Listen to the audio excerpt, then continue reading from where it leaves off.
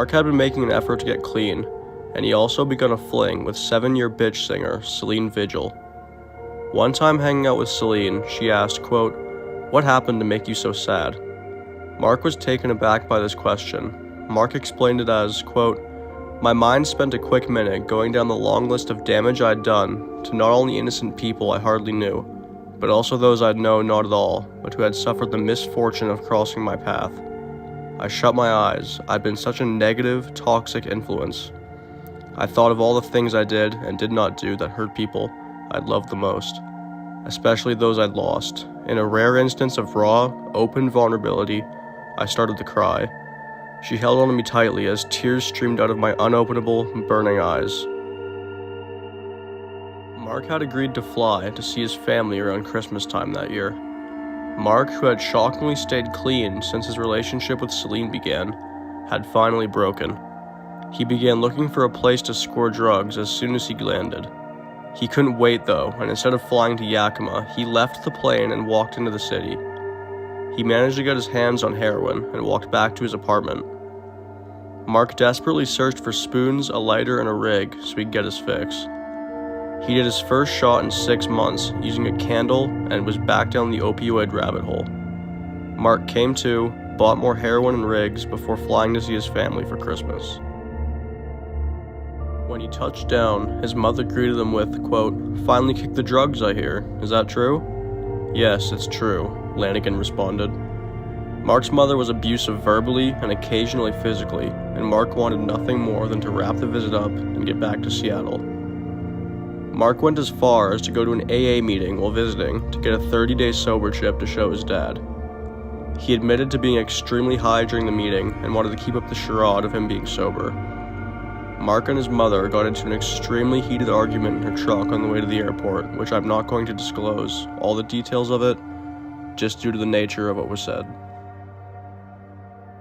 Mark eventually admitted to Celine that he was back using heroin, and the relationship ended. The year was 1996, and the Trees were out on an East Coast tour to promote Dust. This was the beginning of Mark's feud with Oasis frontman Liam Gallagher.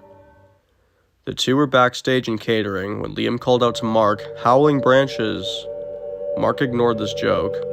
Liam repeated it to him, to which Lanegan responded with, quote, "Fuck off, you stupid fucking idiot." "What did you say?" Gallagher responded, getting up and walking towards Lanegan.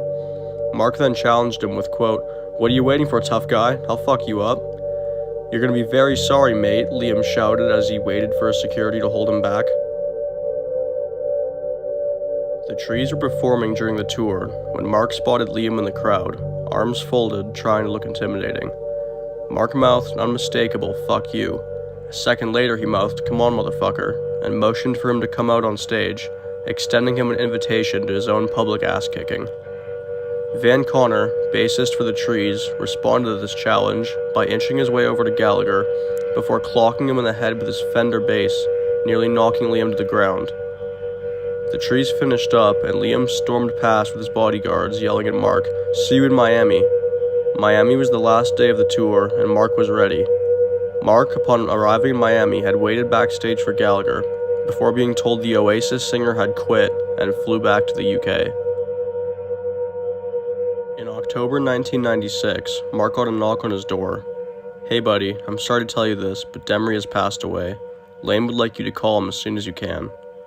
Mark dialed Lane's number from his hotel, and the first thing Lane said was, quote, "Oh man, I can't believe she's gone," before bursting into tears.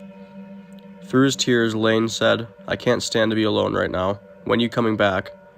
Mark was on tour, so he sent Lane to his condo to hang out with a mutual friend until he was back. Lane lived with Mark for a few months after Demery's passing in late 1996, before moving into his condo in the University District.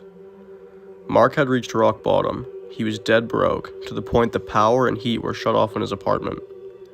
He would cook his heroin using a propane burner or a candle, his addiction the only thing he had time for. Mark awoke one morning to a man at his door shouting, "Seattle Police Department!" The jig was up. Mark had been dealing out of his apartment for years at this point, and had finally caught up to him. "I'm not here to bust you for whatever you're doing up in this place. I'm here to talk to you about a stolen laptop you pawned a couple of weeks ago. I just need to get a statement from you about it." The cop continued, grilling Mark until finally giving him an ultimatum: go to rehab or leave town. Mark chose rehab and checked himself in before checking himself out hours later in a half-hearted attempt at getting sober. Mark had finally been evicted from his apartment and was homeless, all his possessions being sold to buy heroin. Mark tells of sleeping on couches, under bridges, and even in dumpsters, going to show how far addiction had ruined him. Mark describes himself as being, quote, skeleton thin with a huge beard, long dreaded hair, and greasy, unwashed clothes, still wearing a pair of leather pants he bought months ago. Mark would frequently call the Screaming Trees accountant, asking for royalties that were either already paid or didn't exist. When one day his father rolled up in a rental car. "Hey son, I thought I'd come stay with you for a few weeks." Mark told him he couldn't have visitors at the moment and brushed him off. Mark remembered his mother was in Seattle at the time. He walked to the house she was staying at.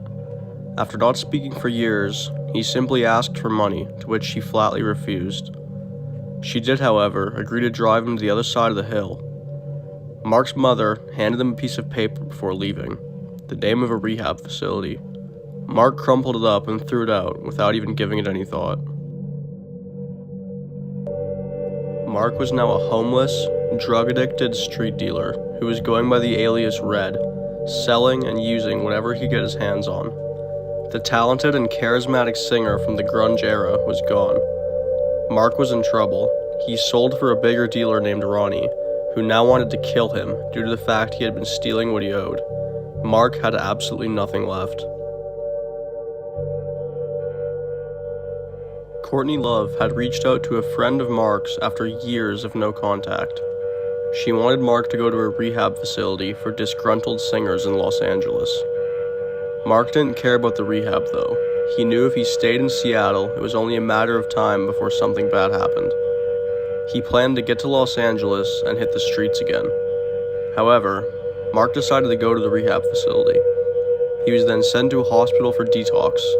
Mark was led to a room, and he shockingly stayed there. Mark, now sporting clean short hair and clean clothes, had accepted help for the first time in his life. Quote, "My manic laughter turned instantly into uncontrollable sobbing. I hadn't cried in a long time. It felt as though the tears were being ripped from inside whatever I had that passed for a soul, clawed out from that lifelong aching place." Mark lived in a sober living home for over a year before receiving an offer to live in and take care of Guns N' Roses bass player Duff McKagan's houses. With the Screaming Trees disbanding officially in 2000, Mark was invited to join a new band, Queens of the Stone Age. One night whilst in a Holiday Inn, Mark received a phone call from his former accountant. "Mark, I have some terrible news." "Lane?" Mark replied. "Yes, honey, he's gone." It was a call he expected, but nonetheless broke him. After gaining sobriety, Mark relapsed in both 2004 and 2006, but managed to bounce back and stay sober. Years later, Lanegan met his wife, Shelley Bryan, and the couple decided to move to Killarney, Ireland in 2020. In March of 2021, Lanegan caught COVID-19 and nearly died. This battle with COVID left him temporarily deaf, unable to walk, and in and out of a coma for several months. When Lanegan awoke, he thanked fans and friends for the support and returned home. On February 22, 2022, Mark Lanegan died in his home in Ireland. He was 57 years old. No cause of death was and has yet to be revealed, but Courtney Love described it as the long version of COVID-19. Mark Lanegan, the former Screaming Trees singer and ex-member of Queens of the Stone Age, has died at the age of 57. Lanegan's publicist confirmed the singer's death in a statement today, February 22nd.